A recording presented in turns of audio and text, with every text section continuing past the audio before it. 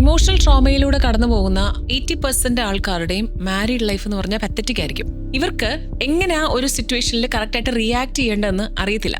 ഒരു കുട്ടിയുടെ ഇമോഷൻ ഏത് ഏജ് തൊട്ട് ഏത് ഏജ് വരെയാണ് ഡെവലപ്പ് ചെയ്യുന്നത് അറിയാമോ? അതായത് 4 സ്റ്റേജസ് ആണ്. സേ ഫോർ എക്സാമ്പിൾ ഇപ്പോൾ 1 year to 4 to 5 years വരെ. 1 to 2 എന്ന് പറയുന്നത് ഫുൾ ഒബ്സർവേഷൻ ആണ്. അത് കഴിഞ്ഞ് കുറച്ച് മേളോട്ടുള്ള ഒരു ഏജ് വരുമ്പോഴത്തേക്കും ദേ സ്റ്റാർട്ട് മോക്കിംഗ്. അപ്പനും അമ്മയും എന്നാണോ ചെയ്യുന്നത് ആ രീതി അതുപോലെ മോക്ക് ചെയ്യും. ഇനി അതും കൂടെ കഴിഞ്ഞ് കുറച്ചും കൂടെ വലുതാവുമ്പോഴത്തേക്ക് എനിക്കെല്ലാം അറിയാം, ഗ്രോണപ്പ് ആണ്, എനിക്ക് എന്റേതായിട്ടുള്ള ഒരു ഇൻഡിപെൻഡന്റ് ആയിട്ടുള്ള ഡിസിഷൻസ് ഉണ്ട്, എനിക്ക് എന്റേതായിട്ടുള്ള ചോയ്സ് ഉണ്ട്, ഇങ്ങനെ തോന്നുന്ന ഒരു ഏജാണ്. അപ്പോൾ ഈ ഓരോ ഘട്ടത്തിലും ആ കുട്ടിയുടെ ഗ്രോത്ത് അനുസരിച്ച് ആ കുട്ടിയെ ഗൈഡ് ചെയ്യാനും ഒക്കെ പേരൻസ് അതേ ഒരു എൻവയൺമെന്റ് ആണ് അവർക്ക് പ്രൊവൈഡ് ചെയ്യുന്നുണ്ടെങ്കിൽ ഇവരധികം റെബൽ ആവുകയും ഇവരധികം ആ ഒരു ബാലൻസിൽ തന്നെ ഇവരങ്ങ് പോകും. പക്ഷെ തീരെ കുഞ്ഞു പ്രായത്തിൽ തന്നെ ഞാൻ പറഞ്ഞില്ലേ, മോക്ക് ചെയ്യുന്നു, കാണുന്നു, ഇതെല്ലാം ഈ കാണുന്നതെല്ലാം വളരെ ട്രോമാറ്റിക് ആയിട്ടുള്ള കാര്യങ്ങളാണെങ്കിൽ കറക്റ്റ് അത് തന്നെ ഇവർ കോപ്പി പേസ്റ്റ് ചെയ്യും. അല്ല എന്നുണ്ടെന്നുണ്ടെങ്കിൽ മാരിഡ് ലൈഫ് എന്ന് പറഞ്ഞൊരു കാര്യമേ ഇവർക്ക് വേണ്ടാന്ന് വിചാരിക്കും. എനിക്ക് വന്നിരുന്ന വേറൊരു കേസിൽ മൾട്ടിപ്പിൾ ആയിട്ടുള്ള റിലേഷൻഷിപ്സിലേക്ക് പോയ ഒരാളുണ്ടായിരുന്നു. പുള്ളി ഞങ്ങളുടെ അടുത്ത് വന്നപ്പോൾ തന്നെ ഓൾമോസ്റ്റ് ഒരു 21 റിലേഷൻഷിപ്പ് അങ്ങാണ്ട് എല്ലാ തരത്തിലും ഉള്ള റിലേഷൻഷിപ്പാണ്.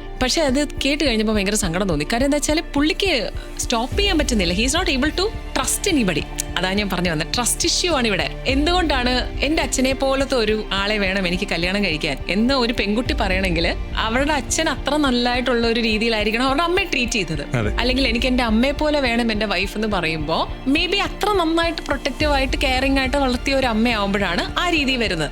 ഈ ഒരു കാര്യമൊന്നും അല്ലാതെ മാരീഡ് ലൈഫിൽ ഒരുപാട് പ്രോബ്ലംസ് കണ്ടു വളർന്ന ഒരു കുട്ടിയാവുമ്പോൾ ഇവർ ഈ റോളും കൂടെ ഇത് ചെയ്തിട്ടാണ് ഒരു റിലേഷൻഷിപ്പിലേക്ക് കയറുന്നത്. They are not just looking for a girlfriend or a boyfriend. പക്ഷെ അവർക്ക് എവിടേക്കോ നഷ്ടപ്പെട്ടു പോയ സ്നേഹമാണ് ഇവർ തപ്പിത്തെരഞ്ഞു പിടിക്കുന്നത്. ആ ഒരു കാര്യം ഫസ്റ്റ് അതൊരു ഇൻഫാക്ച്വേഷൻ ആയിട്ട് മാറി, അതൊരു ഫിസിക്കൽ റിലേഷൻഷിപ്പിലേക്ക് പോയി. പക്ഷെ ഒരൊറ്റ കാര്യത്തിൽ ഇവർക്ക് കംപ്ലീറ്റ് ആയിട്ട് നിലനിർത്താൻ പറ്റില്ല. ഞാൻ ഈ പറഞ്ഞ ഇദ്ദേഹത്തിന് almost 20 to 21 and finally he is not able to stop.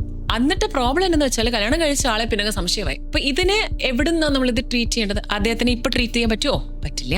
നമ്മൾ ആദ്യം മുതലുള്ള പുള്ളിയുടെ റൂട്ട് കോസ് ആയിട്ടുള്ള ഇദ്ദേഹത്തിന്റെ ചൈൽഡ്ഹുഡ് മുതലുള്ള കാര്യങ്ങൾ എടുത്ത് it was a tedious task for us. പക്ഷെ പാവം അദ്ദേഹത്തിന് പറഞ്ഞിട്ട് കാര്യമില്ല. ഇപ്പൊ ചില കേസസ് നമ്മൾ ഈവൻ മെഡിസിൻസ് വരെ പ്രൊവൈഡ് ചെയ്യേണ്ടി വരുന്ന ഒരു സാഹചര്യം വരും. കാരണം എന്താ വെച്ചാൽ ഇവർക്ക് അത്രയധികം ഇമോഷണൽ ആയിട്ടുള്ള ട്രോമാറ്റിക്കൽ സിറ്റുവേഷൻസിലൂടെയാണ് അവർ കടന്നു പോയിക്കൊണ്ടിരിക്കുന്നത്. So we'll have to take it right from the beginning. എല്ലാത്തിന്റെ റൂട്ട് കോസ് എടുത്ത് അതിനെ ക്ലെൻസ് ചെയ്ത് ഇവരുടെ ഇമോഷനെ ഹീൽ ചെയ്ത് വരണം. അല്ലെങ്കിൽ മാരീഡ് ലൈഫ് എന്ന് പറഞ്ഞാൽ പത്തറ്റിക് ആയിരിക്കും.